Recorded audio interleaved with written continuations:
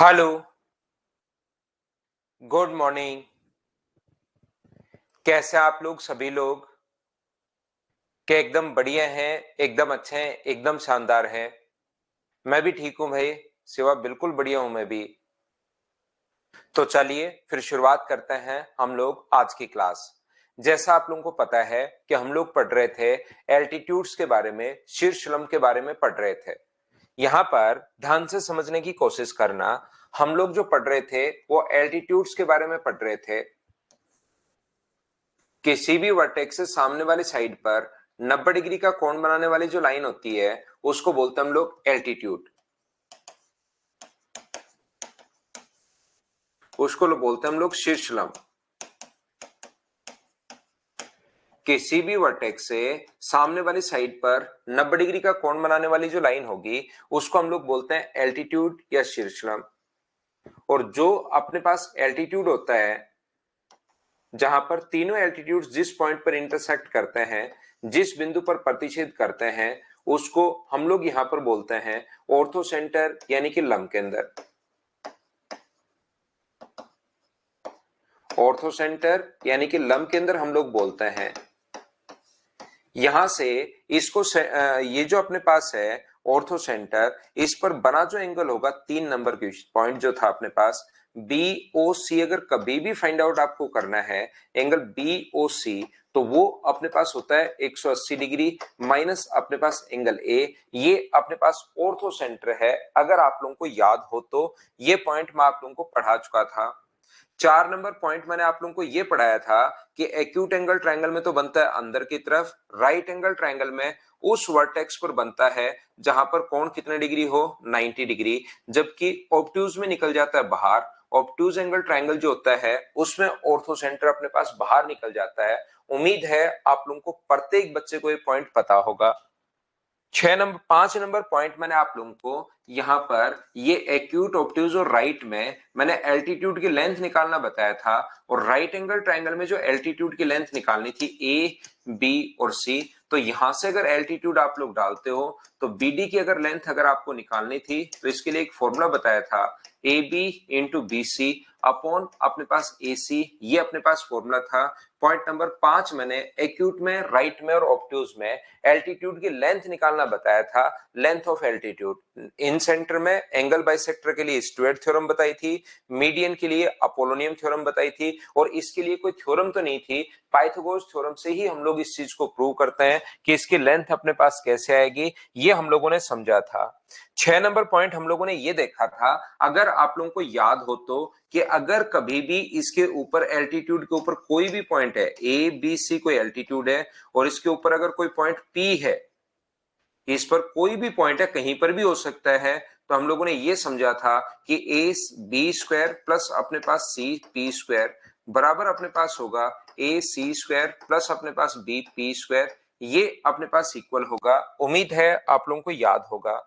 7 number point मैंने आप लोगों को यह समझा दिया था कि अगर अपने पास दोनों एल्टीट्यूड एक दूसरे को अगर इस प्रकार से ए बी और सी, ये है एडी, ये है बीई, और ये है अगर अपने पास सी एफ बीई और ये सी एफ अगर है, एल्टीट्यूड ओ पर अगर मिले, तो अगर आप लोगों को याद हो तो मैंने कहा था एओ इंटू ओडी बराबर बीओ इंटू ओई बराबर होता है अपने पास सीओ इंटू ओ एफ। और 3 एल्टीट्यूड देकर, 2 एल्टीट्यूड देकर तीसरा एल्टीट्यूड पूछे तो उसकी रेंज हम लोग निकाल सकते हैं P1 into P3 upon P1 minus P3, और यहां से P1 into P3 upon P1 plus P3, इस प्रकार से P1 प्लस P3 और यहां पर P1 माइनस P3। ये 8 पॉइंट मैं कल की क्लास में आपको समझाकर चला गया था। आज मैं थोड़ा सा आगे बढ़ता हूं, लेकिन उससे पहले मैंने 8 पॉइंट आप लोगों को याद करवा दिए। इसमें टोटल 10-11 पॉइंट है, ये 8 पॉइंट मैंने आपको याद करवा दिए हैं। बोलिए बिल्कुल ठीक है क्या? हाँ और ना बताओ सभी लोग।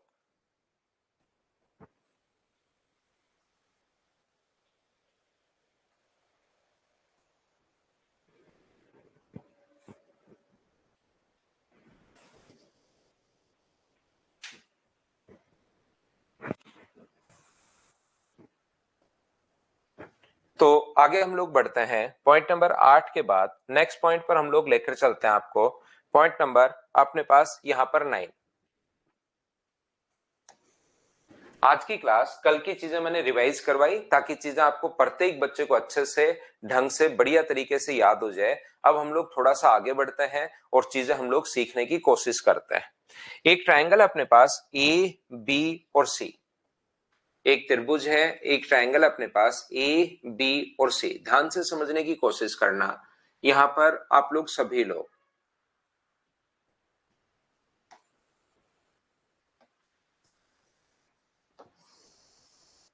एक ट्रायंगल है ए बी और सी। इस वर्टेक्स से सामने वाली साइड पर 90 डिग्री का कोण बनाने वाली जो लाइन होगी वो अपने पास एल्टीट्यूड होगी। इस वर्टेक्स से 90 डिग्री का कोण बनाने वाली जो लाइन होगी वो अपने पास एल्टीट्यूड होगी। और इस वर्टेक्स से 90 डिग्री का कोण बनाने वाली जो लाइन होती है वो अपने पास एल्टीट्यूड होती है। और एक ट्रायंगल के तीनों एल्टीट्यूड्स जिस पॉइंट पर इंटरसेक्ट करते हैं उसको हम लोग बोलते हैं ऑर्थो सेंटर। बोलिए बिल्कुल ठीक है क्या? हाँ और ना बताइए, क्या आप लोग समझ पाए हो क्या? तो यहां पर आप लोग याद रखना, मैं आपको समझाने की कोशिश ये कर रहा हूं कि जैसे ही आप लोग ई से डी को अगर आप लोग मिला देते हो, ये अगर आप लोग मिलाते हो तो याद रखना ये इसका एंगल बाइसेक्टर होता है, ये इसका कोण समद्विभाजक होता है। जैसे ही आप लोग इसको इससे ज्वाइन अगर करते हो तो याद रखना ये इसका एंगल बाइसेक्टर होता है। ये चीज आपको समझ में नहीं आएगी, इसको याद करना आपको। ये अपने पास हमेशा और हमेशा इसका एंगल बाइसेक्टर होता है। ये चीज आप लोग ध्यान रखना। मैं समझा तो देता हूं, कोशिश करता हूं समझाने की, लेकिन इस चीज को आपको याद रखना है। समझ में कम आएगी ये पॉइंट, लेकिन आपको याद रखना है कि जैसे आप लोग इसको इससे मिलाओगे ये इसका एंगल बाइसेक्टर होता है, ध्यान रखना। एक बार इस पर बेस्ड क्वेश्चन भी आ चुका है, एक बार इस पर बेस्ड क्वेश्चन भी आ चुका है, तो आप लोग याद रखेंगे सभी बच्चे इस चीज को। मैं एक बार समझाता हूं आपको, देखिए कि ऐसा होता क्यों है। यहां पर दो चीजें आप लोग याद रखना, दो पॉइंट आप लोग याद रखना सभी लोग। क्या याद रखना आपको कि जब भी अगर कभी भी अपने पास कोई भी क्वाड्रेटिल के चारों वर्टेक्स सर्किल की सरकमफ्रेंस पर हो, यदि किसी क्वाड्रेटिल के चारों वर्टेक्स सर्किल की सरकमफ्रेंस पर अगर हैं तो उसको हम लोग साइक्लिक क्वाड्रेटिल बोलते हैं, चक्रीय चतुर्भुज बोलते हैं। ध्यान रखना आप लोग, अगर किसी क्वाड्रेटिल के चारों वर्टेक्स सर्किल की सरकमफ्रेंस पर अगर हैं तो उसको चक्रीय चतुर्भुज बोलते हैं। और चक्रीय चतुर्भुज के विपरीत कोणों का जो योग होता है वो 180 डिग्री होता है।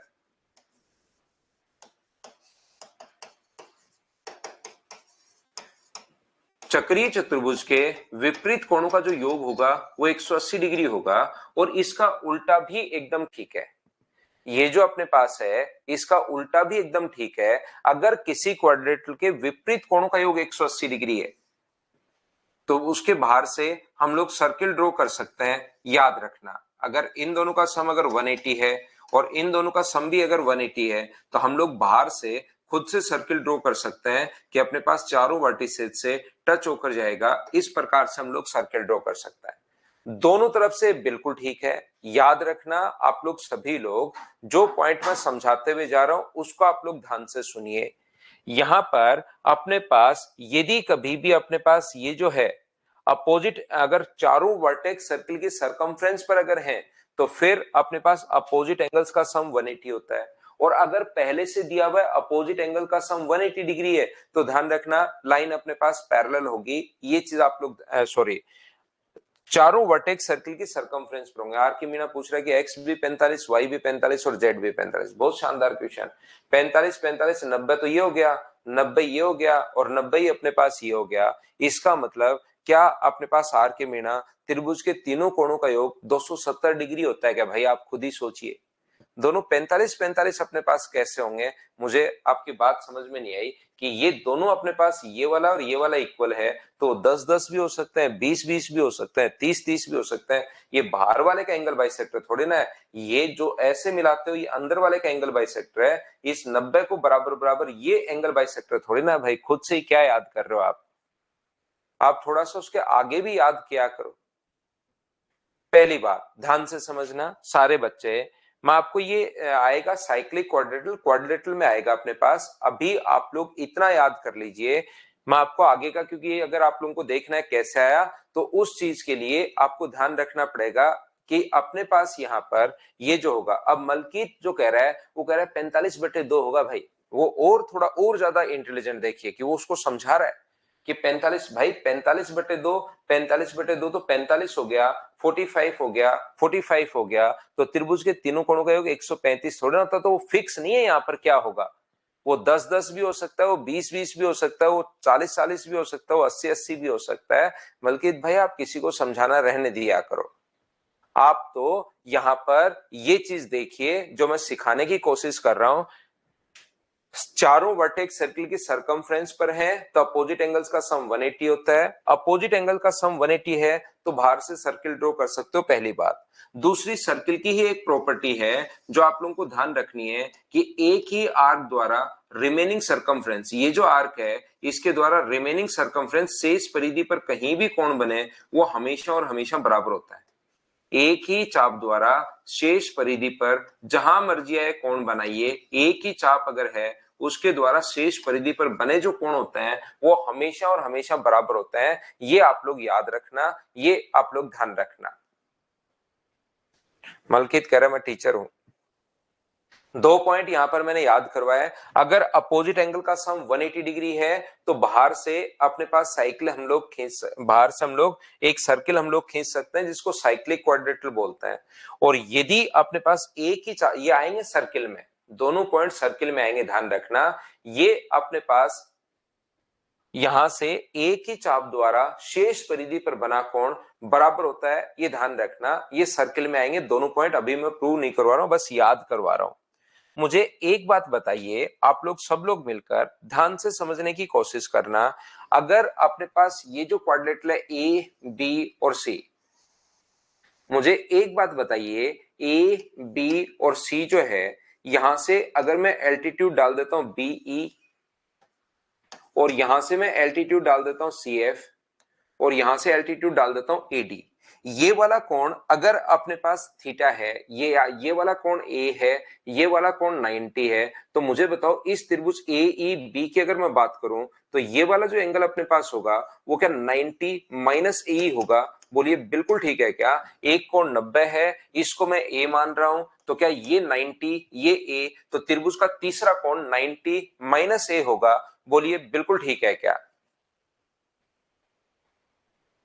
हाँ और ना बताइए क्या बिल्कुल ठीक है क्या।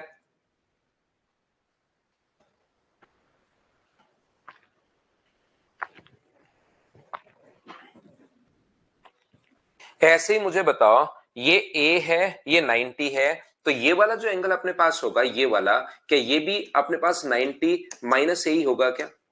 अब इधर वाले ट्रायंगल की बात कर लो। इस ट्रायंगल की अगर मैं बात करूं तो ये अपने पास 90 है, ये ए है, तो इधर वाला भी 90 माइनस ए। तो मुझे एक बात बताइए आप लोग सभी लोग, यहां पर ये कोण अगर 90 माइनस ए, ये वाला एंगल और ये वाला एंगल क्या दोनों बराबर होते हैं क्या। बात बताइए मुझे सभी लोग।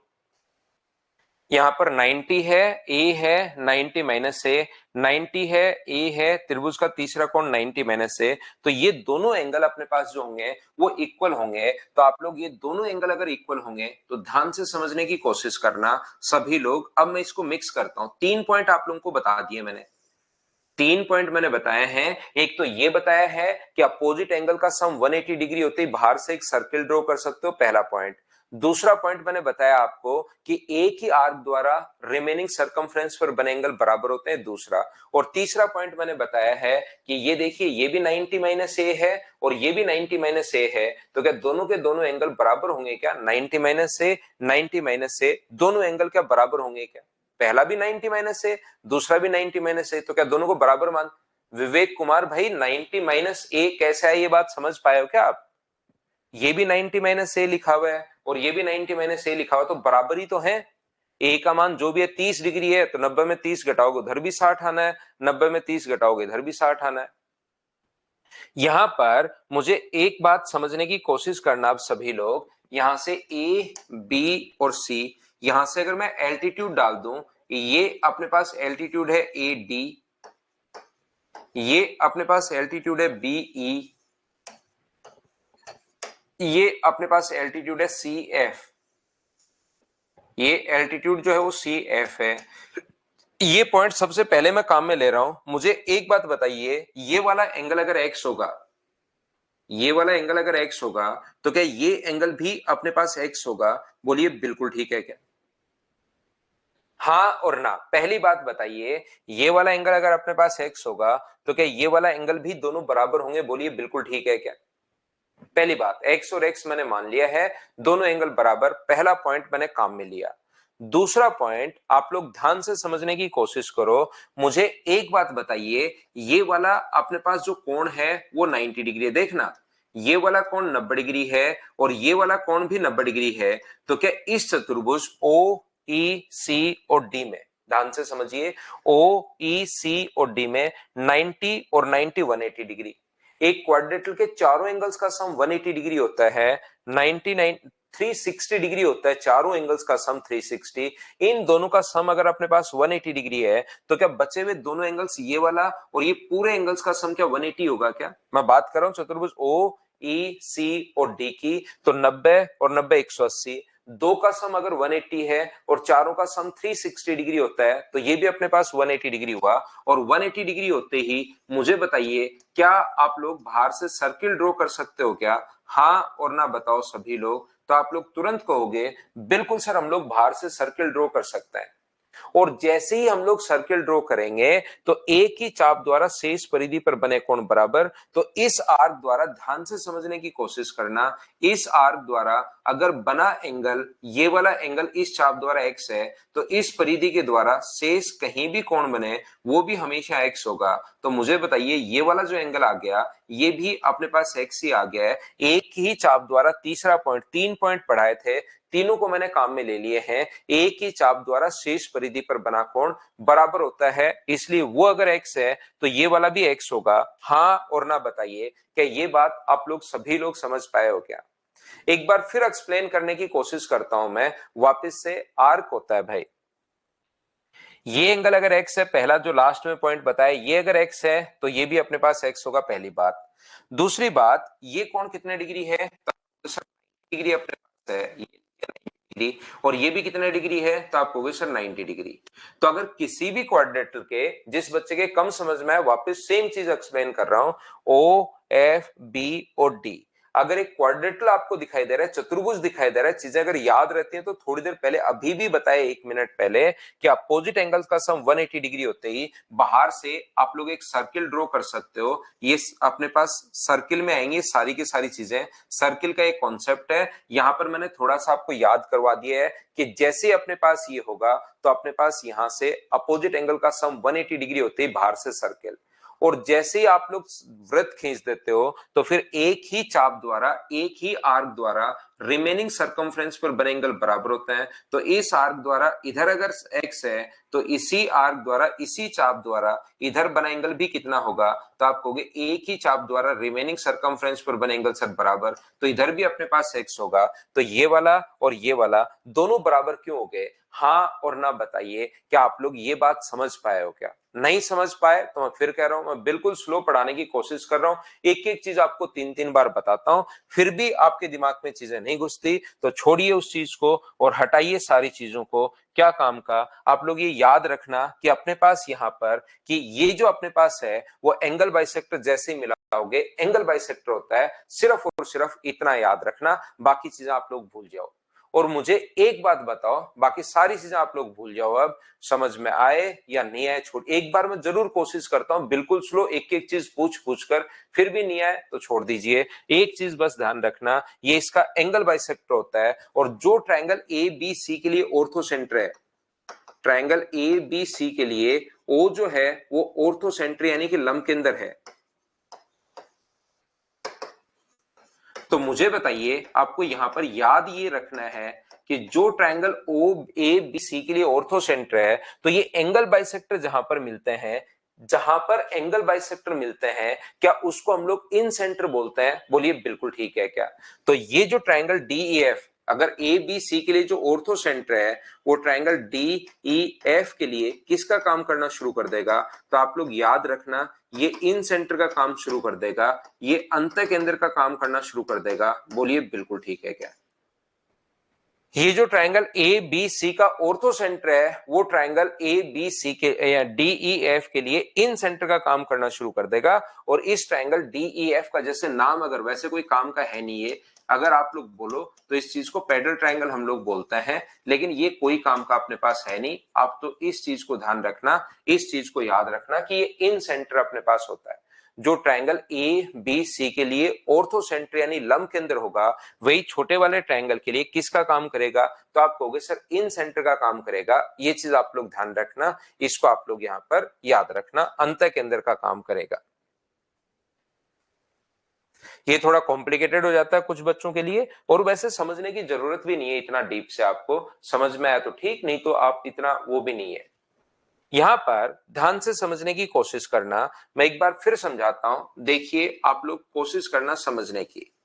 ये अपने पास ए बी और सी, ये कोई भी अगर ट्रायंगल अपने पास है, एक अपने पास ए है, एक अपने पास बी है और एक अपने पास सी है, तो याद रखना अपने पास जैसे आप लोग एल्टीट्यूड डालोगे ए से डी पर, बी से अपने पास यहां पर ई पर और सी से अपने पास एफ पर, जैसे आप लोग एल्टीट्यूड डालते हो वो एल्टीट्यूड जिस पॉइंट पर मिलते हैं उसको हम लोग ऑर्थो सेंटर बोलते हैं। और ये जो अपने पास है डी ई एफ को अगर हम लोग मिला दें यहां पर, तो याद रखना डी ई एफ को अगर हम लोग मिला देते हैं, कोशिश करो समझने की, तो याद रखना ये एंगल बाइसेक्टर होता है। अभी भी मैं आपको ये बात बता चुका हूं कि ये वाला एंगल अगर अपने पास y है तो इधर वाला एंगल भी कितना होगा, y होगा। ये चीज आप लोग ध्यान रखना। जैसे ये वाला एंगल अगर अपने पास z है तो ये इधर वाला एंगल भी z होगा, और ये वाला एंगल अगर x है तो ये भी एंगल x होगा। कि इतनी बात अभी भी जस्ट बताई है कि आप लोग समझ पाए हो क्या? हाँ और ना बताओ सभी लोग।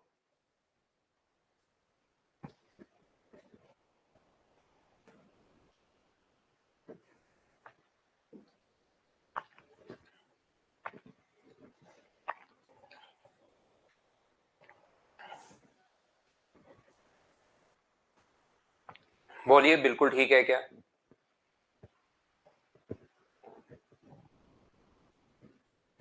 तो यहां पर ध्यान से समझने की कोशिश करना आप लोग ये बात। अब मैं 10वां पॉइंट में आपको पढ़ा रहा हूं, तो याद रखना ये जो ट्रायंगल डी ई एफ है, ध्यान से समझने की कोशिश करना।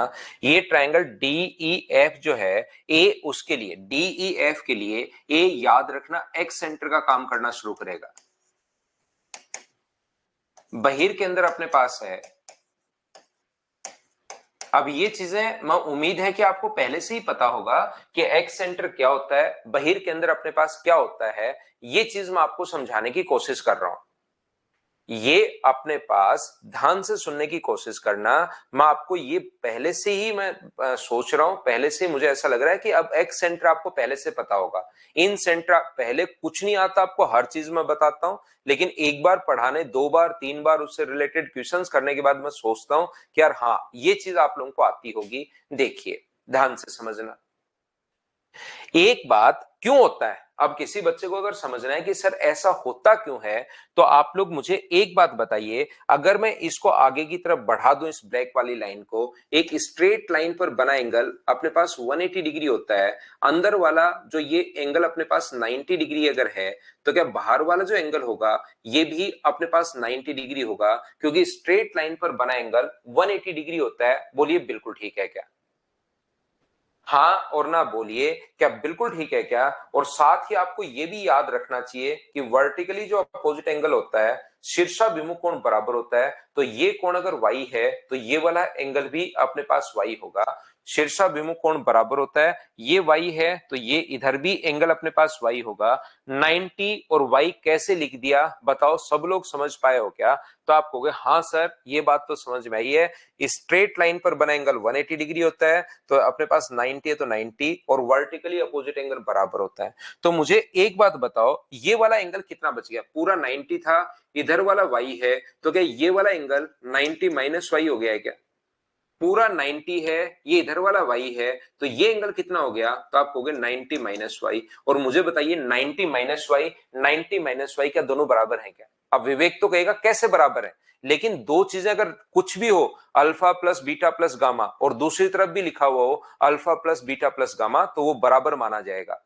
चीजें सेम है, इधर भी 90 माइनस वाई, इधर भी 90 माइनस वाई, इसका मतलब कि एक्सटीरियर एंगल बाइसेक्टर हो गया है क्या? और एक्सटीरियर एंगल बाइसेक्टर जिस पॉइंट पर इंटरसेक्ट करते हैं उसी चीज को हम लोग एक्स सेंटर बोलते हैं, बहिर के अंदर हम लोग बोलते हैं, अगर आप लोगों को याद है तो। थोड़ा कम समझ में आया है, नहीं समझ में आया है, घबराने की जरूरत नहीं है, मैं एक बार फिर समझाता हूं, उसी चीज को वापस वैसे का वैसा एक्सप्लेन करता हूं, यहां फिर से समझ लेना। ये अपने पास अंदर वाला जो कोण है वो अपने पास 90 डिग्री है। ये जो अंदर की तरफ अपने पास एंगल है ये कितने डिग्री है, 90, तो बाहर वाला भी 90 होगा। पहली बात, अंदर वाला 90 है क्योंकि एल्टीट्यूड है, स्ट्रेट लाइन पर अंदर अगर 90 है तो बाहर वाला भी 90 डिग्री होगा। और इसको ऐसे ही अगर मैं आगे की तरफ बढ़ा देता हूं, ये लीजिए, तो ये एंगल अगर x है तो ये एंगल भी कितना होगा, तो आप बोलोगे सर x होगा। x है, बिल्कुल ठीक है, पूरा कोण 90 था, पूरा कोण देखिए 90 है, इधर नीचे की तरफ ये वाला एंगल अगर x है तो ऊपर कितना बचेगा, 90 माइनस एक्स, पूरा 90 था, इधर x है तो ये भी कितना बचेगा, 90 माइनस एक्स अपने पास बचेगा। और मुझे अब बताइए आप लोग सभी लोग, क्या ये अपने पास यहां से एक्सटीरियर एंगल बाइसेक्टर होगा क्या? और एक्सटीरियर एंगल बाइसेक्टर जिस पॉइंट पर इंटरसेक्ट करते हैं उसी को तो हम लोग एक्स सेंटर या बहिर के अंदर बोलते हैं। दोनों एंगल बराबर हो गए, बराबर होते एक्स सेंटर या बहिर के अंदर हो गया। उम्मीद है आप लोग दोनों पॉइंट अच्छे से समझ पाए होंगे, पॉइंट नंबर 10 और पॉइंट नंबर 11। कभी भी अगर तीनों एल्टीट्यूड्स का रेशियो देकर आप लोग याद रखना, पॉइंट नंबर 12, कभी भी आप सॉरी 11, कभी भी तीनों एल्टीट्यूड्स का रेशियो देकर P1, P2 और P3 का रेशियो देकर अगर आपसे कभी भी हाइट का रेशियो पूछे तो इसका उल्टा रेशियो, एल्टीट्यूड या हाइट का रेशियो देकर अपने पास साइड्स का रेशियो पूछे, ध्यान रखना एल्टीट्यूड या हाइट दोनों बात सेम ही है, ये बात याद रखना, ये बात ध्यान रखना। तो एल्टीट्यूड का देकर साइड का पूछे या साइड का देकर एल्टीट्यूड का रेशियो पूछे तो आप लोग, हाँ ये तीन होते हैं, फिर इसमें एक्स सेंटर तीन होते हैं, एक ही तो होता नहीं है। डी ई एफ का ये भी एक्स सेंटर है, किसी भी ट्राइंगल के तीन एक्स सेंटर होते हैं, तो बी भी एक्स सेंटर है और सी भी ऐसे एक्स सेंटर है, याद रखना। तो याद रखना आप लोग कभी भी 2 3 5 है तो जैसे एक तो शिवा ने लिख दिया अपने पास यहाँ पर 5 3 2, उल्टा रेशियो अगर कभी भी बनाना है तो आप लोग डायरेक्ट उल्टा रेशियो ऐसे नहीं लिख सकते कि सुबह सुबह उठ के मुंह धोया और तुरंत उल्टा रेशियो ऐसे लिख दिया, ऐसा आप लोग नहीं लिख सकते। ध्यान रखना, जब भी एल्टीट्यूड का रेशियो देकर साइड का पूछे या साइड का देकर एल्टीट्यूड का रेशियो अगर पूछता है तो उसका उल्टा रेशियो बनाते हैं। और उल्टा रेशियो बनाने का दो तरीके आपके पास होते हैं, या तो आप लोग एलसीएम से डिवाइड करो, 5 3 और 10 का जो एलसीएम अपने पास है, 5 3 और 2 का एलसीएम क्या 30 हो गया है क्या? यहां भी 30 और यहां भी 30, तो बताओ 2 से कितनी बार कटेगा, 15 बार, 3 से कितनी बार कटेगा, 10 बार, और 5 से कितनी बार कटेगा, 6 बार। ये अपने पास यहां से ए बराबर बी बराबर ए बी और सी का रेशियो इस प्रकार से हम लोग निकालते हैं, याद रखना। नेक्स्ट जो पॉइंट अपने पास यहां पर दूसरे तरीके से इसको जो कर सकते हो, अगर ए बी सी का रेशियो, हाइट या एल्टीट्यूड बार बार मैं बोल रहा हूं, बात एक ही है। यहां पर ध्यान रखना 2 3 और 5 अगर अपने पास है तो यहां से साइड का रेशियो पूछे तो साइड का रेशियो एल्टीट्यूड से उल्टा रेशियो होता है। और उल्टा रेशियो बनाने के लिए डायरेक्ट 5 3 2 मत लिख देना, एक तो अपने पास इस प्रकार से कि एलसीएम से डिवाइड कर लो, या आपके पास दूसरा तरीका होता है इसको छोड़ दो, पहले को लिखना तो बाकी दोनों को इंटू कर दो 15, इसको छोड़ दो बाकी दोनों को इंटू कर दो 10, जैसे इसके लिए लिखना है तो ये वाला छोड़ दो बाकी दोनों को इंटू कर दो बचे हुए को, जहां पर लिखना है उसको छोड़ के बचे हुए को इंटू कर दिया करो। तो ये दो तरीके होते हैं उल्टा रेशियो बनाने के। 8 पॉइंट कल समझाए थे वो रिवाइज करवा दिए, 3 पॉइंट आज आपको बताया, ये टोटल 11 पॉइंट थे किसके, ऑर्थो सेंटर के। हाँ और ना बताइए, क्या प्रत्येक बच्चा इस बात को समझ पाया है क्या? सर मेरा 10+2 में फाइनल सिलेक्शन हो गया। बहुत भाई अजय, बहुत बहुत बधाई आपको, कॉन्ग्रेचुलेशन। बहुत बच्चों का हुआ है अपने यहाँ पर देखो सिंकोरी पर तो फिर मैंने थोड़ा लेट शुरू किया था, मदर्स पर मैंने पहले शुरू किया है। मदर्स के भी बहुत सारे मैसेज मेरे पास आए, काफी बच्चों का सिलेक्शन हुआ है। जितने भी बच्चों का सिलेक्शन हुआ है बहुत बहुत बधाई भाई, आपको कॉन्ग्रेचुलेशन सभी को। इसका इससे कोई रिलेशन नहीं है, पॉइंट नंबर 11 था, अलग से मैंने आपको बताया ये। तो ये था पॉइंट नंबर, अगर आपने कल क्लास नहीं ली तो वो क्लास लेकर आओ, नहीं तो चीजें कुछ भी आपको समझ में नहीं आएंगी। अभी तक पहला मैं आपको बेसिक समझा चुका हूं, उसके बाद 3 सेंटर के बारे में मैं आपको बता चुका हूं, 4 पॉइंट हमारे क्लियर हो चुके हैं। इसके बाद हम लोग आपको लेकर चलते हैं पॉइंट नंबर 5 पर। 5 नंबर पॉइंट भी मैं आपका क्लियर करता हूं, 6 नंबर पॉइंट भी क्लियर करता हूं, और फिर उनसे रिलेटेड क्वेश्चंस मैं आपको करवाता हूं। याद रखना कल संडे है लेकिन हमारी क्लास लगेगी भाई, कल मॉर्निंग में 8 बजे क्लास है, सारे बच्चे ध्यान रखना, क्योंकि नेक्स्ट वीक में मेरी कुछ छुट्टियां होंगी तो मैं संडे को आपकी क्लास लगाता हूं। कल हमारी क्लास होगी 8 बजे, ये याद रखिए सभी लोग। ध्यान से समझने की कोशिश कीजिए। पॉइंट नंबर नेक्स्ट हम लोग पढ़ते हैं। नेक्स्ट वीक में फिर आप लोग रिवीजन कर लेना, कुछ छुट्टियां होंगी मेरी तो उसमें आप लोग रिवाइज कर लेना इस चीज को। तो संडे को क्लास, आगे भी कभी संडे को फिर से क्लास लगा लेंगे, उनको हम लोग उनकी वो तो करेंगे ही करेंगे, जो भी अपना लॉस होगा उसकी भरपाई करता है। 5 नंबर पॉइंट जो है अपने पास, इसमें हम लोग पढ़ते हैं साइड परपेंडिकुलर बाइसेक्टर।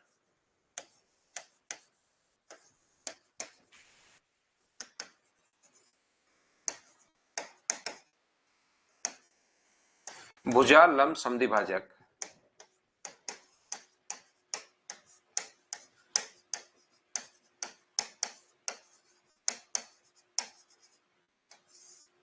हम लोग पढ़ रहे हैं अब अगला पॉइंट है, यहां पर साइड परपेंडिकुलर बाइसेक्टर हम लोग पढ़ते हैं। यहां पर देखिए आप लोग सभी लोग, साइड परपेंडिकुलर बाइसेक्टर जो अपने पास है, देखिए कोशिश करना, 4 पॉइंट अभी तक मैं आपको पढ़ा चुका हूं। कल की क्लास में इन दोनों से 4 नंबर और 5 नंबर जो पॉइंट है उन दोनों से रिलेटेड हम लोग क्वेश्चंस कल की क्लास में करेंगे, प्रैक्टिस हम लोग करेंगे क्वेश्चंस की। दक्ष भारद्वाज कह रहा है मुझे भी नेक्स्ट वीक छुट्टी चाहिए। हाँ बिल्कुल आपको छुट्टी मिलेगी भाई नेक्स्ट वीक में। तो अब हम लोग पढ़ते हैं, थोड़ा सा पढ़ाई पर ही ध्यान देते हैं। कल की बात मैं बता चुका हूं, 8 बजे आपकी क्लास वाली। मैं आपको क्या कह रहा था, आपको यहां पर ये जो अपने पास है ट्राइंगल ए बी और सी, कोई भी ट्राइंगल अगर अपने पास है ए बी और सी, इसमें 2 चीजें होती हैं। किसी भी ट्रायंगल में अपने पास 2 चीजें अपने पास होंगी, एक तो उसके एंगल्स होंगे और एक उसकी साइड होगी। ध्यान से समझना, आपको मैं क्या समझा रहा हूं इन चीजों को आप लोग सुनिए। अपने पास 2 चीजें होंगी, एक तो अपने पास एंगल होता है और एक अपने पास साइड होती है। तो आप लोग एक तो खींच सकते हो एंगल बाइसेक्टर। मुझे बताओ किसी भी एंगल को 2 पार्ट्स में डिवाइड करने, ट्राइंगल में 2 ही तो चीजें होती हैं, सिर्फ 2 चीजें होती हैं, एक तो अपने पास एंगल होता है और एक अपने पास साइड होती है। मुझे आप लोग बताइए सारे बच्चे मिलकर कि क्या एंगल बाइसेक्टर सिर्फ एक ही लाइन होगी या 2-3 लाइन और भी हो सकती हैं? जैसे 80 डिग्री था तो उसको 40 डिग्री और 40 डिग्री बांटने वाली क्या सिर्फ एक ही लाइन होगी या 1-2 लाइन और हो सकती हैं जो इसको 40 और 40 में बांटे? तो आप लोग ये कहोगे, आप लोग सभी लोग ये बोलोगे कि सर यहां पर अपने पास 40 और 40 डिग्री में बांटने वाली सिर्फ और सिर्फ एक ही लाइन हो सकती है। मैं आपको फिर बता रहा हूं, ट्रायंगल में अपने पास यहां पर 2 चीजें अपने पास होती हैं, एक अपने पास एंगल बाइसेक्टर होता है, ध्यान से सुनने की कोशिश करना, एक अपने पास होता है यहां पर एंगल बाइसेक्टर और दूसरा होता है साइड बाइसेक्टर। इस चीज को आप लोग समझिए।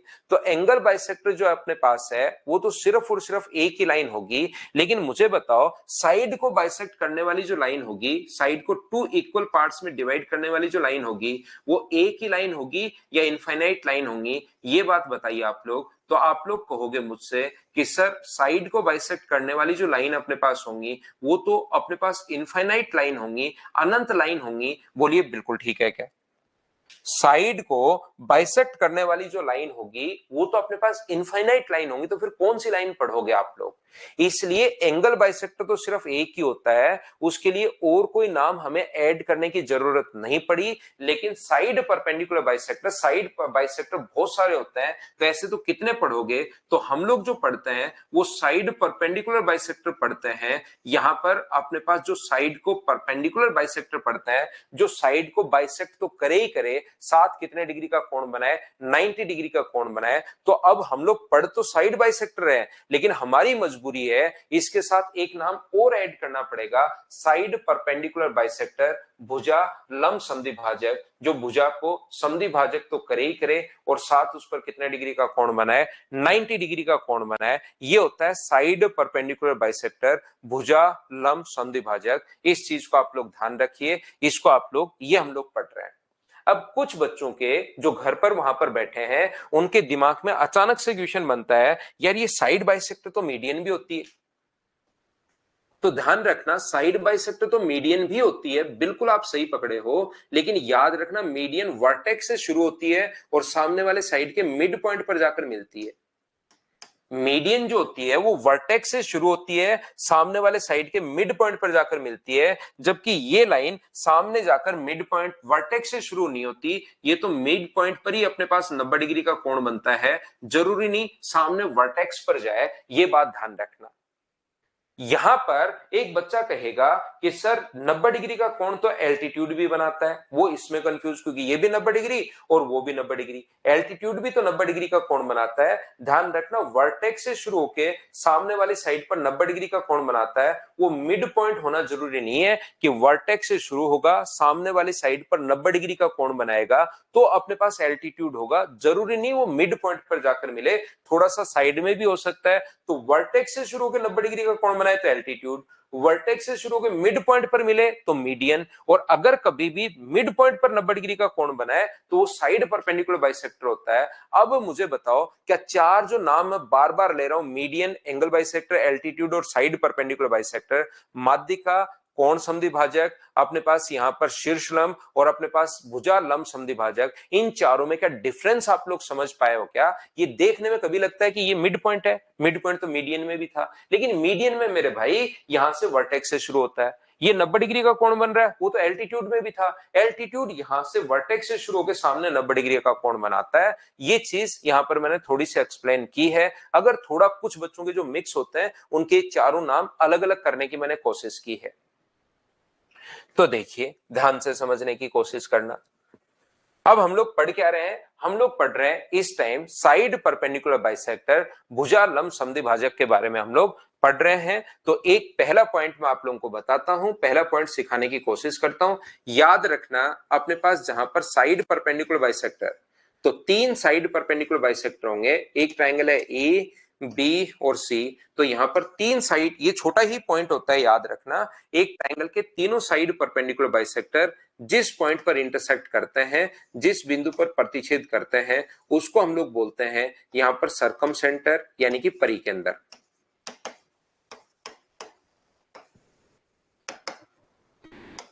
एक ट्रायंगल के तीनों साइड परपेंडिकुलर बाइसेक्टर जिस पॉइंट पर इंटरसेक्ट करते हैं उसको हम लोग बोलते हैं सरकम सेंटर, यानी कि हम लोग परिकेंद्र बोलते हैं। और इसको परिकेंद्र हम लोग इसलिए बोलते हैं क्योंकि इसको सेंटर मानकर एक ऐसा सर्कल ड्रॉ कर पाना पॉसिबल है जो तीनों वर्टिसेज को टच करेगा।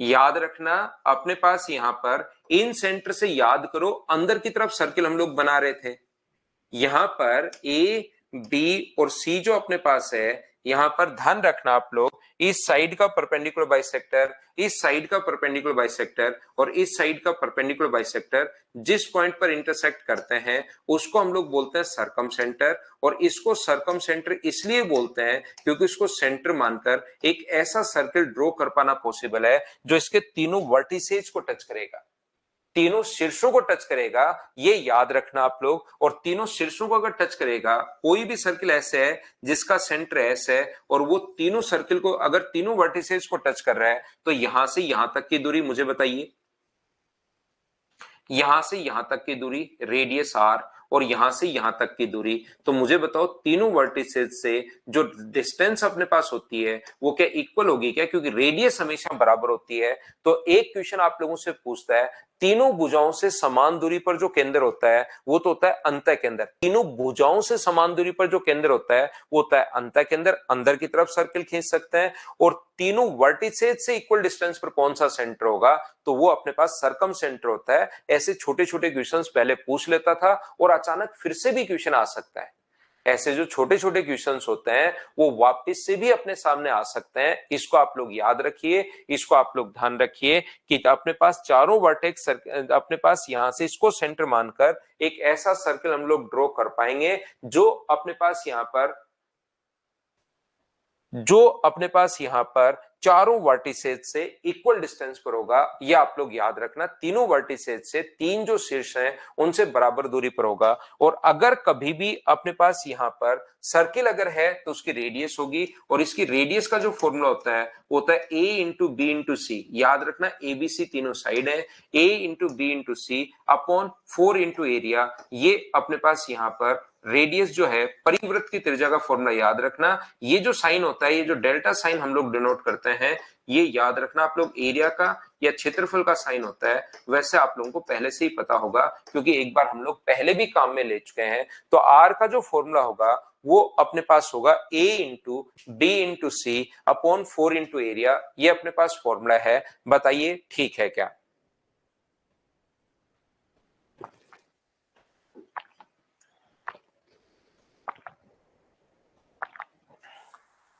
याद रखना आप लोग सभी लोग इस चीज को, ये जो अपने पास है, कोई बच्चा सोचना चाहे कि सर कैसे आता है, तो वो अपने पास एक तो साइन रूल होता है उससे आता है। ट्रिग्नोमेट्री ये अपने पास मेंसुरेशन और ट्रिग्नोमेट्री से है a अपॉन साइन ए बराबर b अपॉन साइन बी। अब यही आपको अगर नहीं पता ये चीजें तब तो ये चीजें नहीं समझ में आती, इसलिए हम लोग नहीं करते हैं कि आपको याद तो सिर्फ यही रखना है। एक तो ये साइन रूल होता है, एक ट्रायंगल के एरिया का जो फॉर्मूला होता है वो अपने पास एरिया का फॉर्मूला होता है, जैसे दो साइड और उसका बीच का कोण दिया हुआ मिले तो एरिया का फॉर्मूला अपने पास होता है जिसको हम लोग डेल्टा से डिनोट कर रहे हैं, हाफ इंटू बी इंटू सी, और उनके बीच का कोण साइन में लेते हैं। अब बीच का कोण साइन में ही क्यों लेते हैं, इस टाइप के क्वेश्चंस अगर बनेंगे तो मैं आपको अभी नहीं समझा पाऊंगा, क्योंकि वो चीज मैं आपको, ये मेंसुरेशन का पार्ट है उसमें मैं आपको बताऊंगा कि साइन थीटा ये अपने पास फॉर्मूला कैसे बना। नेक्स्ट चैप्टर हम लोग मेंसुरेशन ही पढ़ेंगे, याद रखना। उसके बाद ट्रिग्नोमेट्री पढ़ेंगे, उसके बाद अलजेब्रा, एडवांस मैथ्स को हम लोग पहले खत्म करते हैं।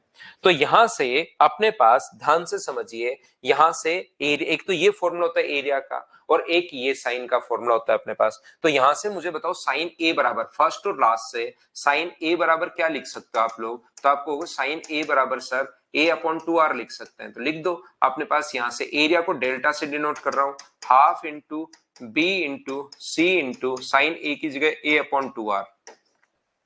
मुझे तो r का मान चाहिए तो r तो इधर ले आओ, तो ऊपर बच गया a इंटू बी इंटू सी और नीचे बच गया अपने पास 4 इंटू एरिया। ये अपने पास आंसर आ गया है r बराबर a into b into c upon 4 into area. हाँ और ना बताइए, क्या सभी लोग इस बात को समझ पाए हो क्या, बोलिए भाई।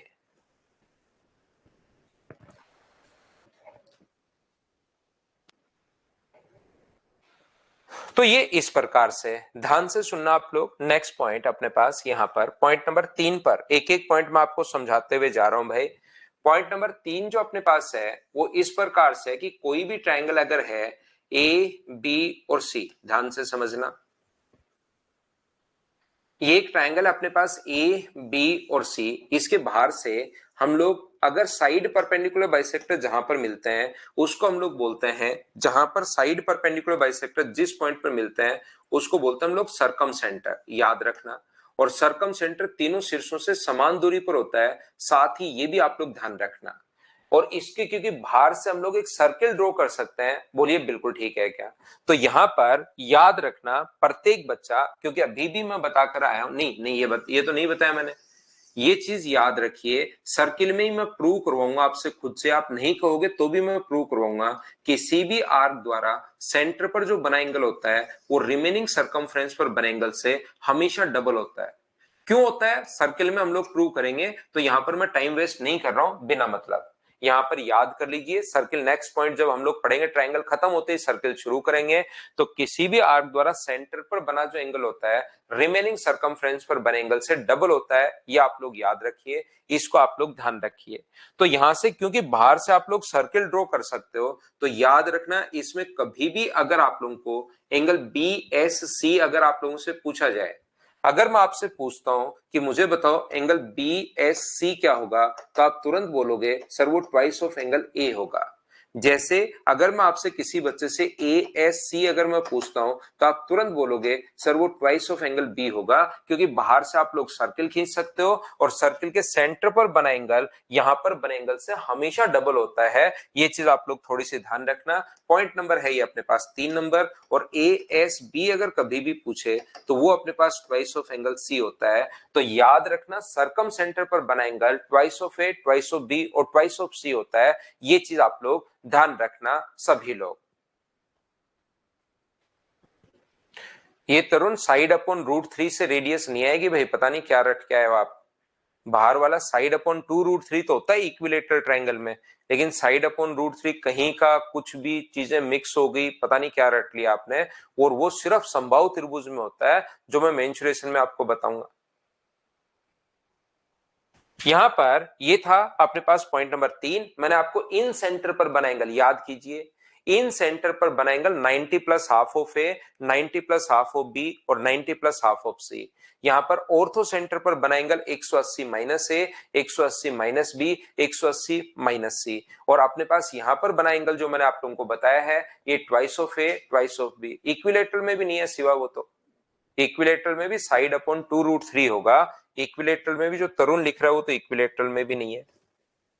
अगला 4 नंबर पॉइंट की अगर मैं बात करूं तो याद रखना पोजीशन ऑफ सर्कम सेंटर के बारे में हम लोग बात कर रहे हैं। यहां पर अगर एक्यूट एंगल ट्रायंगल है, एक्यूट एंगल ट्रायंगल अगर है, न्यून कोण त्रिभुज अगर अपने पास है, एक्यूट एंगल ट्रायंगल न्यून कोण त्रिभुज, तो याद रखना एक्यूट एंगल ट्रायंगल में न्यून कोण त्रिभुज में अपने पास इस प्रकार से है ए बी और सी। इस साइड का परपेंडिकुलर बाइसेक्टर, इस साइड का परपेंडिकुलर बाइसेक्टर और इस साइड का परपेंडिकुलर बाइसेक्टर जिस पॉइंट पर इंटरसेक्ट करते हैं उसी चीज को हम लोग बोलते हैं सर्कम सेंटर। तो एक्यूट एंगल ट्रायंगल में सर्कम सेंटर हमेशा और हमेशा बनता है अंदर की तरफ, याद रखना।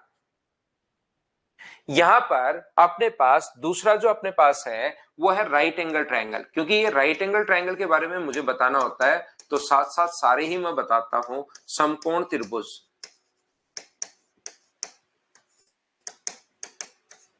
राइट एंगल ट्रायंगल या समकोण त्रिभुज, यहां से आप लोग ध्यान रखना जब कभी भी आप लोग यहां से, ये अपने पास एक समकोण है 90 डिग्री ए बी और सी, इस साइड का परपेंडिकुलर बाइसेक्टर, इस साइड का परपेंडिकुलर बाइसेक्टर और इस साइड का परपेंडिकुलर बाइसेक्टर जिस पॉइंट पर इंटरसेक्ट करते हैं उसको हम लोग बोलते हैं सर्कमसेंटर या परिकेंद्र, यानी ये होता है हाइपोटेनस के मिड पॉइंट पर।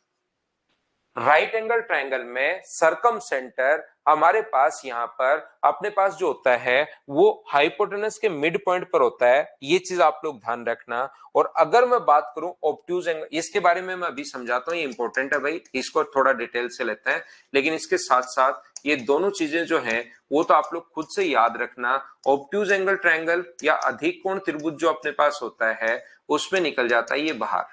तो एक्यूट या ऑब्ट्यूज ज्यादा काम का अपने पास है नहीं, अपने पास जो काम का है वो अपने पास है राइट एंगल ट्रायंगल। लेकिन इसके लिए मैं बता दूं कि ये अपने पास यहां पर बाहर की तरफ जहां पर मिलते हैं इसको बोलते हैं हम लोग सर्कम सेंटर। अभी इसको तो मैं बताता हूं लेकिन इनकी पोजीशन आप लोग ध्यान रखना, एक्यूट में कहां बनेगा, राइट में कहां बनेगा और ऑब्ट्यूज में अपने पास कहां बनेगा, इस पर हम लोग वापिस आते हैं। उससे पहले एक बच्चे को चाहिए पिछली स्लाइड 1 मिनट के लिए, तो देख लो भाई पिछली स्लाइड में आप क्या देखना चाहते हो। अंकित झा,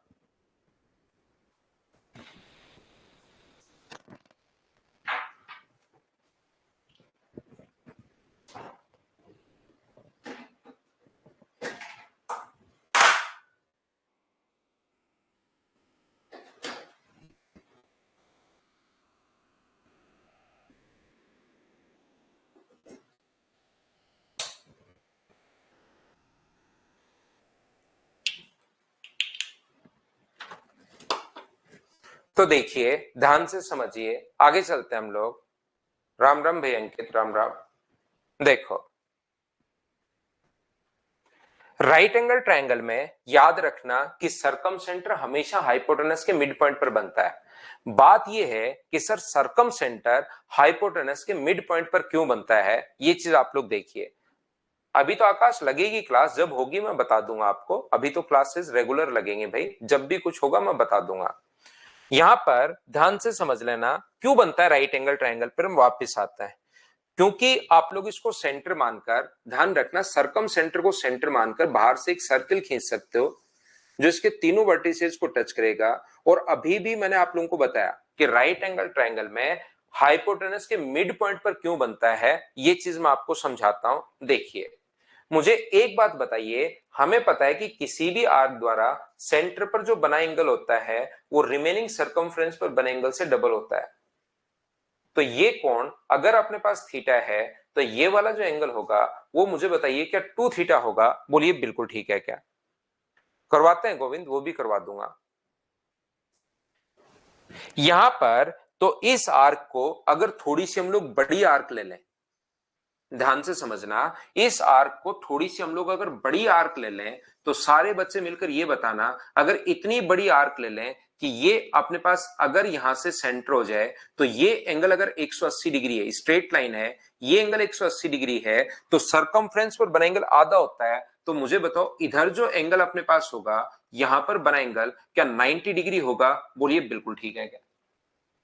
ये अपने पास 90 डिग्री होगा। बोलिए बिल्कुल ठीक है क्या? और ये 90 डिग्री अगर होगा तो इस सर्किल में मुझे सब लोग मिलकर बताओ, बाहर से जो हम लोग सर्किल ड्रॉ कर रहे हैं सारे बच्चे मिलकर मुझे एक बात बताइए, क्या यहां से अपने पास क्या हाइपोटेनस का जो सेंटर है वो क्या राइट एंगल ट्रायंगल में हाइपोटेनस का मिड पॉइंट ही है क्या? बताओ, क्योंकि इधर भी रेडियस इधर भी रेडियस, उसी चीज को सर्किल में मैं ऐसे पढ़ाऊंगा पहले, क्योंकि ट्रायंगल है तो मैं उल्टा वो चीज बता रहा हूं कि अगर राइट एंगल ट्रायंगल अगर अपने पास है तो बाहर से आप लोग सर्किल ड्रॉ कर सकते हो। ध्यान रखना राइट एंगल ट्रायंगल अगर अपने पास है तो अपने पास यहां से, क्योंकि बाहर से आप लोग सर्किल ड्रॉ कर सकते हो, वो जरूर यहां से पास होगा और इसका यहां से पास होगा, तो रेडियस एस, ये भी रेडियस है, ये भी रेडियस है और ये भी रेडियस है। कि तीनों बराबर होंगे क्या? क्योंकि तीनों ही अपने पास रेडियस हैं तो ये तीनों चीजें अपने पास बराबर होती हैं, याद रखना। तो यहां पर राइट एंगल ट्रायंगल में सरकम सेंटर हाइपोटेनस के मिड पॉइंट पर बनता है। तो ये यहां से, क्योंकि ये भी अपने पास रेडियस हुई, ये भी अपने पास रेडियस हुई, ये भी अपने पास रेडियस हुई, क्योंकि बाहर से आप लोग सर्किल खींच सकते हो, तो ये तीनों की तीनों अपने पास बराबर होती हैं। ये चीज याद रखना आप लोग प्रत्येक बच्चा। या जैसा मैंने आपको समझाया इसका उल्टा भी आप ध्यान रखना है, बहुत ज्यादा इंपॉर्टेंट है, इसके बहुत सारे क्वेश्चन बनते हैं। इसका उल्टा भी आप लोग ध्यान रखना। अगर एक स्ट्रेट लाइन के मिड पॉइंट से, ध्यान से सुनिए, एक स्ट्रेट लाइन के मिड पॉइंट से इधर कोई लाइन खींची जाए जो इसके बराबर अगर है, एक स्ट्रेट लाइन एसी है, इसके मिड पॉइंट से इधर कोई लाइन खींचे जो इसके बराबर अगर है, तो यहां से अपने पास ये जो बना कोण होगा ये हमेशा 90 डिग्री होगा। याद रखना, क्योंकि तीनों बराबर है तो बाहर से हम लोग सर्किल खींच सकते हैं, और सर्किल खींच सकते हैं तो स्ट्रेट लाइन पर ये अगर 180 है तो फिर ये अपने पास 90 डिग्री होगा। एक स्ट्रेट लाइन के अपने पास यहां से इस पे रिलेटेड बहुत सारे क्वेश्चंस बने हुए भी, याद रखना। इधर ऊपर चाहे इधर लाइन खींचो चाहे इधर लाइन खींचो, अगर ये लाइन बराबर है तो फिर यहां पर बना एंगल ऑलवेज राइट एंगल होगा। ये चीज याद रखना, इस चीज को आप लोग ध्यान रखना। कैसे कैसे क्वेश्चन बनते हैं ध्यान से समझना। मुझे आप लोग सब लोग मिलकर एक बात बताना, क्या एस एसी का मिड पॉइंट है क्या? मेरा क्वेश्चन ये है, राइट एंगल ट्रायंगल में क्या एस जो है वो एसी का मिड पॉइंट है या नहीं है? ये बात बताओ सभी लोग मिलकर। तो आप कहोगे बिल्कुल है सर, एस जो है वो एसी का मिड पॉइंट बिल्कुल है। और बिल्कुल अगर मिड पॉइंट है तो देखिए कि क्वेश्चंस बनते कैसे हैं। यहां पर देखिए, वैसे ही मैं आप लोगों को ध्यान रखना बहुत स्लो पढ़ा रहा हूं, फिर भी आप लोग कोई चीज रिपीट करके देखना चाहो, आपको इसी एनर्जी के साथ इसी टाइप से मैं आपको रिकॉर्डेड वीडियो में पढ़ाता हुआ मिलूंगा। तो आप लोग बार बार उसको रिकॉर्ड बार बार रिपीट करके देखा करो, 3 बार 5 बार 7 बार आप लोग, क्योंकि 1-2% बच्चे उनको बिल्कुल कम समझ में आता है, तो आप लोग 2 3 5 या 7 बार देखा करो रिपीट करके। यहां पर राइट एंगल ट्रायंगल में ध्यान से समझने की कोशिश करना आप लोग। ये जो क्वेश्चन अपने पास है, एक मान लो अपने पास ए है, एक मान लीजिए बी है। राइट एंगल ट्रायंगल के लिए मैं बार बार, क्योंकि कितना भी स्लो कितना भी अच्छा पढ़ा लो, एक दो बच्चों का तो रिपीट आता ही है। अब आप लोग इतने बच्चे हो, लाइव में तो थोड़ा सा स्टूडेंट क्या है कि कम आता, रिकॉर्डेड ज्यादा देखता है। बहुत सारे बच्चे क्योंकि कहीं जॉब करते हैं, सुबह सुबह उठ नहीं पाते, तो उनको लगता है यार रिकॉर्डेड में देख लूंगा। वैसे लाइव हमेशा वीडियोस को लाइव देखते हो, क्वेश्चंस पूछ सकते हो, ज्यादा एनर्जी आप में बनी रहती है, डेली आने का मन भी करता है। अगर आपकी विल पावर बहुत अच्छी नहीं हो तो आपको हमेशा लाइव देखना चाहिए, नहीं तो बाद में आप। लेकिन कुछ बच्चे बाद, बहुत सारे बच्चे बाद में भी देखते हैं, तो कोई ना कोई बच्चा तो रिपीट लिख ही देता है, पता नहीं उसका कहीं ध्यान और चला जाता है या कहीं और। तो मैं कितना भी स्लो पढ़ा लूं फिर भी एक दो बच्चे तो रिपीट लिखते ही हैं। धीरे धीरे धीरे धीरे धीरे धीरे पिछले मैंने देखो, हमें पता ही नहीं लगा कि अपना 55 मिनट कब निकल गए।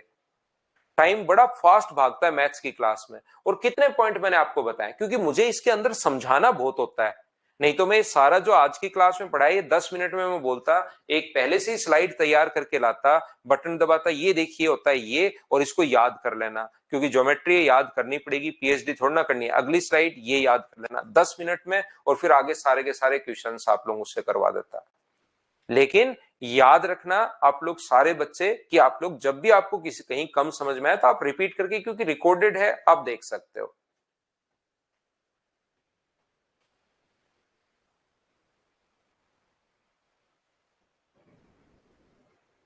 करण तो आप नेक्स्ट बैच ज्वाइन कर लेना भाई। ये बैच जो है वो उन लोगों के लिए होता है जो मान लो एक बार पढ़ चुके हो और रेगुलरिटी अगर रखना चाह रहे हैं, उन लोगों के लिए होता है प्रैक्टिस बैच। बाकी आप अभी नहीं पढ़े हो तो नेक्स्ट बैच करना आप लोग, वो जो रिकॉर्डेड है। वो नहीं कर पाओ, जब वहां तक कोर्स नहीं हो उससे अगला करना, जब आपको करना है तब आप कर लेना, ठीक है ना।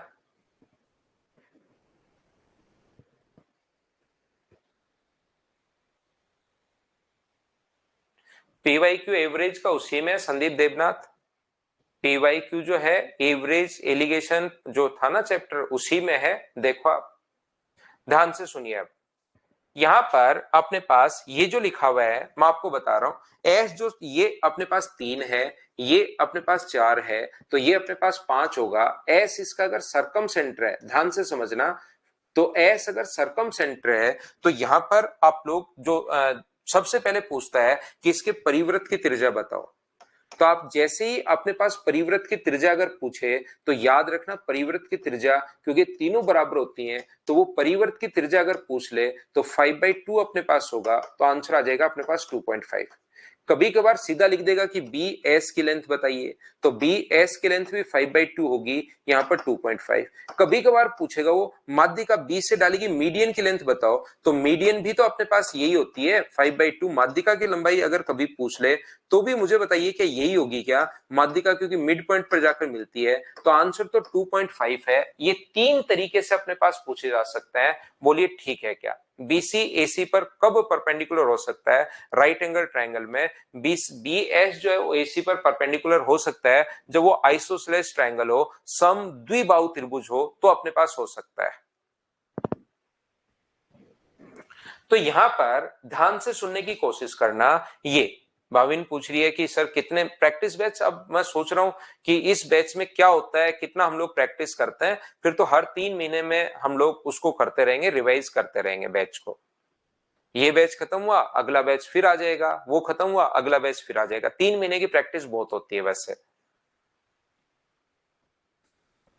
तो यहां पर अपने पास 3 तरीके से क्वेश्चन पूछा जाता है, याद रखना। पहला रेडियस बताओ, परिवृत्त की त्रिज्या बताओ। दूसरा बीएस की लेंथ बताइए। और तीसरा अपने पास माध्यिका की लंबाई बताओ, और माध्यिका की लंबाई अपने पास यहां पर पूछ सकता है क्वेश्चन अपने पास। इससे ध्यान से समझने की कोशिश करना आप लोग। ऐसे भी क्वेश्चन अपने पास आ सकता है कि आप लोग चलो करने की कोशिश करो। एक ट्राइंगल एबीसी में जी यहां सेंट्रोइड है, जी अपने पास केंद्रक है। ध्यान से कीजिए क्वेश्चन, जी जो है वो अपने पास यहां पर केंद्रक है, जी सेंट्रोइड है।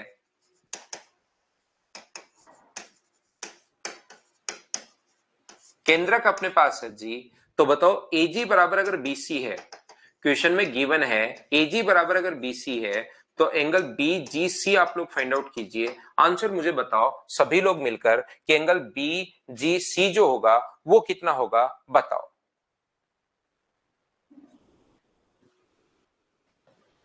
ये तो पूरा बैच है अभिषेक, ये कंप्लीट बैच है, वो उसमें मैं आपको मिक्स क्वेश्चंस की प्रैक्टिस करवाऊंगा। ये तो दोनों हैं ही अलग अलग।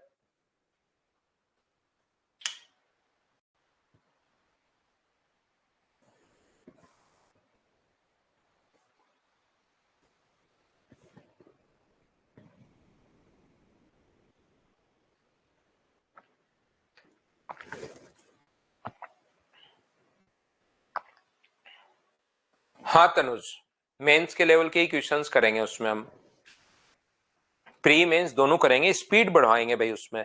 जिस बच्चे को ऐसे लगता है ना कि सर स्पीड नहीं बढ़ती, ये होता है वो होता है, तो उसमें स्पीड हम लोग बात करेंगे। यहां पर ध्यान से समझने की कोशिश करना आप लोग सभी लोग। AG बराबर BC हम लोगों को दिया हुआ है। AG बराबर BC अगर हम लोगों को दिया हुआ है तो याद रखना, जैसे ही आप लोग इसको A से G यहां गुरुत्व केंद्र है, मैंने लिख भी दिया है ताकि बच्चा कोई कंफ्यूज नहीं हो। अभी हम लोग पढ़ रहे हैं सरकम सेंटर, लेकिन सेंट्रोइड में पहले पढ़ाकर आ गया हूं। केंद्रक अपने पास है, तो मुझे बताइए क्या ग्रेविटी सेंटर जो होता है वो माध्यिका को 2:1 में बांटता है क्या? आप कहोगे सर जरूर 2:1 में बांटता है, ये लीजिए। पहले भी बताकर आया हूं इस टाइप का, जब मैं आपको सेंट्रोइड पढ़ा रहा था तब भी इस टाइप के क्वेश्चंस थोड़े से जरूर मैंने एक्सप्लेन किए होंगे। और मुझे एक बात बताओ, क्या अपने पास AG बराबर अगर 2 है, AG बराबर अगर 2 है तो BC भी कितना होगा, 2 होगा। और मीडियन मिड पॉइंट पर मिलती है, 20 AG अगर 2 माना आपने तो ये भी 2 होगा। और मीडियन मिड पॉइंट पर मिलती है तो ये भी क्या 1 हो गया है क्या, क्योंकि मीडियन मिड पॉइंट पर मिलती है। और मुझे बताओ ये तीनों ही अगर 1 1 और 1 अगर स्ट्रेट लाइन के मिड पॉइंट से इधर कोई लाइन खींची जाए जो इसके बराबर अगर है, तो यहां पर बना जो एंगल होगा वो अपने पास 90 डिग्री होगा, समकोण होगा। ये अपने पास आंसर आ गया। बोलो बिल्कुल ठीक है क्या? करवा देंगे रवि कुमार। मुझे एक बात बताइए, सब लोग देखकर ध्यान से समझने की कोशिश करना। ये एक ट्रायंगल है ABC। ये क्वेश्चन मैं करवा के आया हूं, देखिए सेंट्रोइड में, ध्यान से समझना। अगर किसी ट्रायंगल ABC में AD माध्यिका है, AD जो है वो माध्यिका है और AD बराबर हाफ ऑफ BC पहले से दिया हुआ है, AD बराबर हाफ ऑफ BC दे दे, तो बताओ एंगल A बराबर कितना होगा? AD माध्यिका है और AD बराबर हाफ ऑफ BC, तो बताइए ये अपने पास कितना होगा? तो आप लोग तुरंत बोलोगे कि सर ये जो अपने पास होगा, यहां से AD अगर माध्यिका है तो मीडियन मिड पॉइंट पर जाकर मिलती है, तो ये इधर BC/2 और ये भी इधर BC/2, क्योंकि माध्यिका मिड पॉइंट पर जाकर मिलती है। और AD बराबर हाफ ऑफ BC पहले से ही दिया हुआ है, AD का मान BC/2 ऑलरेडी पहले से दिया हुआ है। तो मुझे बताओ कि तीनों बराबर हो गए, और तीनों बराबर होते ही ये कोण 90 डिग्री। ये मैंने सेंट्रोइड में सेम क्वेश्चन करवाया था। बताओ क्या आपको सभी बच्चों को याद है क्या? राम बाबू पूरा सिलेबस नहीं हुआ है तो मतलब भाई, मैं तो उस बच्चे के लिए, जिन बच्चों का कंप्लीट सिलेबस हो चुका है वो मैंने आप लोगों के लिए निकाला है भाई।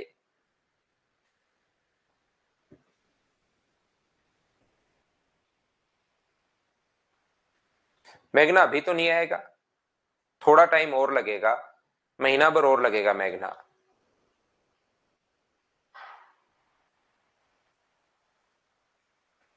संदीप क्या कह रहा है, सर नहीं है MS, मैं चेक कर लेता हूं भाई। और अभी कमी है भाई, फीस तो यार प्रैक्टिस बैच की फीस अब 600-700 रुपए तो होगी यार।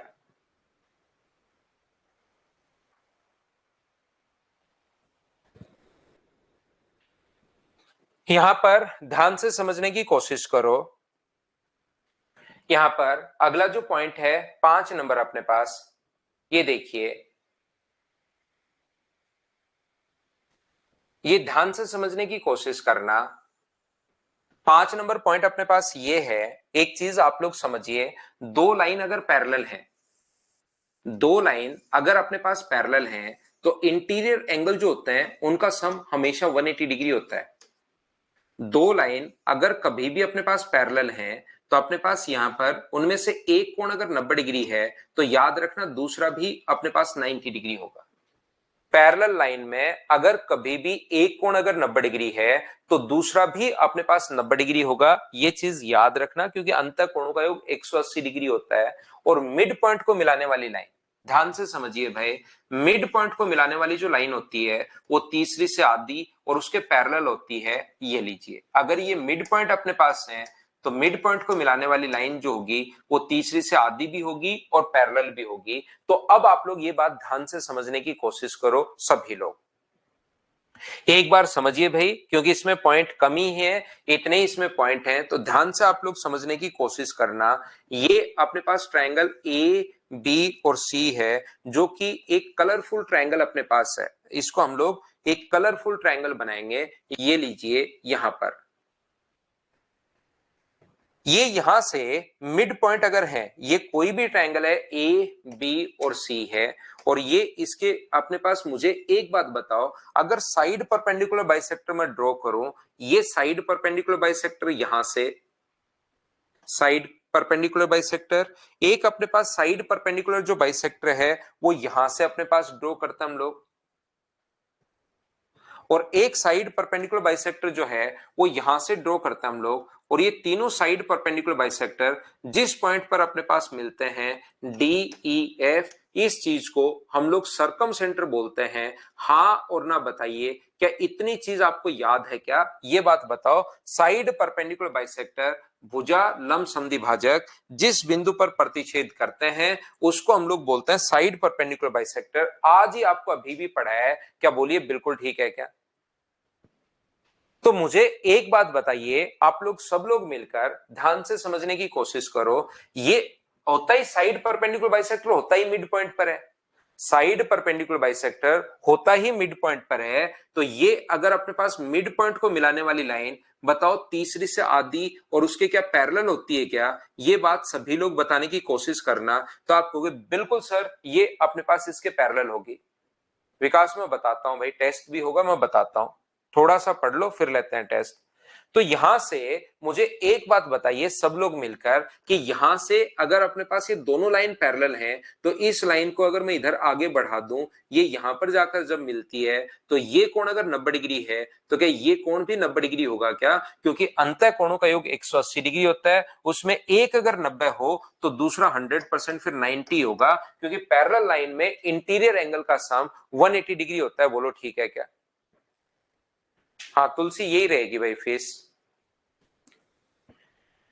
लेकिन वो आप तो शुरुआत में ले लिया करो। होता क्या है कि देखिए, ऑनलाइन का सीधा सिस्टम है भाई, मैं आपको बता दूं, ऑनलाइन का सीधा सिस्टम है। शुरुआत में फीस कम रहती है, धीरे धीरे बैच जैसे जैसे नजदीक आता जाता है फीस थोड़ी बहुत बढ़ती जाती है, क्योंकि बच्चे फिर ऐसे जैसे जैसे ज्यादा एडमिशन लेते जाते हैं तो लगता है थोड़ा सा ज्यादा भीड़ मत करो। इस टाइप का सिस्टम होता है, हमेशा हर जगह ऐसा ही होता है, ठीक है ना?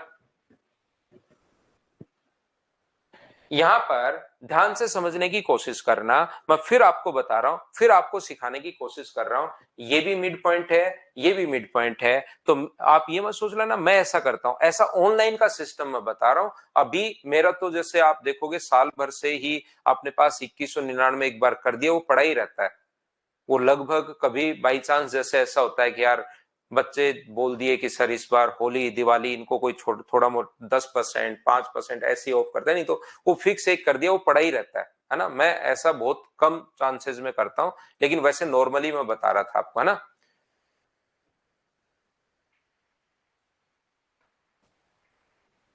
शिवा, नॉर्मली मैं बता रहा हूं, मेरा तो फीस फिक्स ही रहता है, चाहे बैच स्टार्ट हो उस दिन, चाहे बैच शुरू पहले दिन, मेरा तो आप देख लो फिक्स ही रहता है भाई। यहां पर आप लोग समझने की कोशिश करो सभी लोग। तो ये जो अपने पास है, नॉर्मली भाई मैंने जो सिस्टम होता है ना उसकी बात मैंने बताई है इस प्रकार से। जो ऑनलाइन सिस्टम चलता है, ऑफलाइन सिस्टम अलग, दोनों का मतलब अलग अलग है। कस्टमर बिहेवियर जो अपने पास वहां पर बैठने वाले लोग, उनका बात करने का तरीका भी अलग होगा आपका। एक ऑफलाइन आप आओ, एक ऑनलाइन आओ, ऑनलाइन कॉल करने वाले का तरीका आपके पास, हमारे पास तो ऑनलाइन इतनी बड़ी टीम नहीं है, तो वैसे नॉर्मली ऐसा ही होता है कि कॉल करो, दोनों का मतलब बात करने का, और वो आप ऑफलाइन आओगे ऑनलाइन आओगे दोनों का सिस्टम ही अलग अलग होता है। ऑफलाइन बिल्कुल फिक्स फीस रखता है, यानी कि ये फीस है तो ये फीस है। ऑनलाइन में फीस ऊपर नीचे जैसे बहुत बार हो जाती है, और ऑफलाइन की क्योंकि मैंने बहुत पढ़ाया है तो वहीं से फिर मुझे लगता है कि यार इसको फिक्स ही पड़ी रहने दो, चलते रहने दो, फिक्स ही रहने दो, इतनी की इतनी। तो देखिए मुझे एक बात बताओ, देखो आज की क्लास में बहुत ज्यादा बातचीत हुई है भाई, आज की क्लास में थोड़ी सी अपनी बढ़िया क्लास नहीं गई, बातचीत ज्यादा हुई है आज की क्लास में, बातचीत मत किया करो नहीं तो फिर बढ़िया नहीं रहता। ये अगर अपने पास ये यहां से दोनों लाइन पैरेलल होंगी, ये ब्लू वाली, इसीलिए मैंने कलरफुल बनाया था। आप ये मत सोच लेना फ्री में मैंने कलरफुल बना दिया आपके लिए। ये देखिए ये अपने पास यहाँ पर 90 डिग्री होगा, ये चीजें समझाने के लिए मैंने बताई थी। आप सोचो कि सर ने सुंदर दिखने के लिए बताया था। ये लाइन इसके मिड पॉइंट को मिलाने वाली जो लाइन होगी वो अपने पास इसके पैरेलल होगी, और इसके पैरेलल होगी तो इसको आगे बढ़ाओगे तो ये कोण 90 डिग्री है, तो ये भी अपने पास कितने डिग्री होगा, 90 डिग्री। अब ओनली आप लोग ध्यान रखो, ध्यान से समझिए, ओनली आप लोग ध्यान रखिए डी ई एफ के बारे में। मुझे एक बात बताओ, आप लोग ध्यान से समझने की कोशिश करना भाई।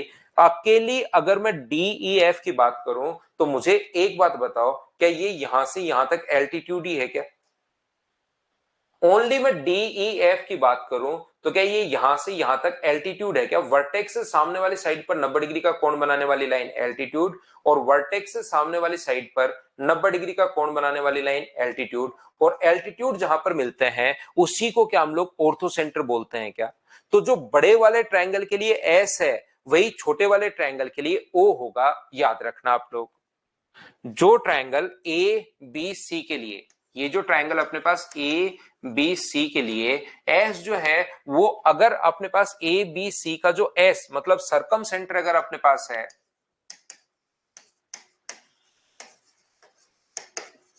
परिकेंद्र अगर है, तो याद रखना यही ट्रायंगल डीईएफ के लिए किसका काम करना शुरू करेगा, डीईएफ के लिए ओ यानी कि ऑर्थो सेंटर का काम करना शुरू कर देता है। ये चीज आप लोग याद रखना, ये अपने पास लंब केंद्र का काम करना शुरू कर देता है। तो अभी तक अपने चार तो पॉइंट अपने पास ये है, यहां पर अभी तक चार तो मैंने आप लोगों को सेंटर्स के बारे में पढ़ाया है, एक मैंने आपको बेसिक के बारे में पढ़ाया है।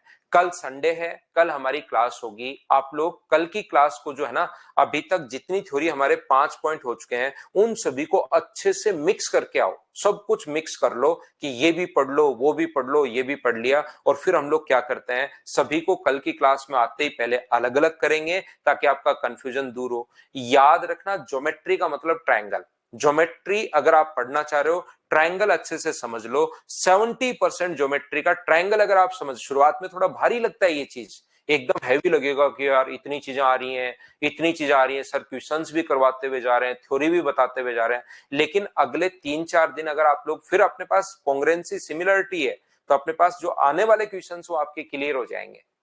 जो क्वेश्चंस नॉर्मली कंपटीशन एग्जाम्स में आते हैं वो अगले 2 पॉइंट पढ़ाते ही आपके क्लियर होने शुरू हो जाएंगे। फिर एक दो चीजें तो मैं बिना मतलब की भी आपको ज्योमेट्री में मैं पढ़ाऊंगा, लेकिन जैसे सीवीएन है, एमपीजी है, उसके बारे में हम लोग जरूर देखेंगे, लेकिन आप लोग इनको अच्छे से पढ़कर आना। 2-4 दिन और झेल लोगे तो ज्योमेट्री पूरी फिर बहुत अच्छे से क्लियर होगी। तो घबरा मत जाना आप लोग कि सर मिक्स हो रहा है, मिक्स हो रहा है, होने दो मिक्स आप लोग तो, ठीक है ना। तो बेसिक और 4 सेंटर रिवाइज करके आना। कल मॉर्निंग में 8 बजे हम लोग मिलते हैं। Thank you, bye bye, take care. Tanuj वो तो आपके ऊपर है भाई, प्रैक्टिस बैच आपके ऊपर, आपको चीजें अगर आती हैं तो आप लोग लो, अगर चीजें पहले नहीं आती तो पहले इस बैच को कंप्लीट करो और फिर आप लोग प्रैक्टिस बैच में तो प्रैक्टिस करते हैं क्वेश्चन कैसे सोल्व करें, कैसे टाइम बचा सकते हैं, जल्दी कैसे कर सकते हैं। जैसे उसमें क्या होगा कि एक पेपर आपसे लिया जाएगा पहले, फिर उसको मैं आपको सोल्व करवाऊंगा। 25 क्वेश्चन का पहले पेपर आप करोगे और फिर मैं आपको उसको सोल्व करवाऊंगा। इस प्रकार से जब बच्चा बैठता है ना क्लास में तो प्रैक्टिस नहीं हो पाती बहुत बार उसकी। तो जैसे मेरे साथ साथ अगर 60 65 70 पेपर कर लोगे तो फिर आपकी स्पीड बढ़नी शुरू होती है। पहले दिन उन क्वेश्चन से डरते हो, पढ़ने में ही डर लगता है, दूसरे तीसरे चौथे पांचवें 10वें दिन जाके फिर धीरे धीरे आप उनसे फेमिलियर होते हो, क्वेश्चन पढ़ने से डर नहीं लगता। पहले में हो सकता है आपसे 30 मिनट में या 25 मिनट में 15 ही क्वेश्चन हो, लेकिन 60वां 65वां पेपर करोगे तब तक बढ़ जाएंगे, ठीक है ना। तो आपको चीजें आती हैं तो प्रैक्टिस में आओ, चीजें नहीं आती तो पहले यहां से पूरा बैच सीखो और फिर उसके बाद आना। Thank you, bye bye, take care. ये नहीं होगा जितेंद्र, ये पैडल ट्रायंगल नहीं होगा भाई।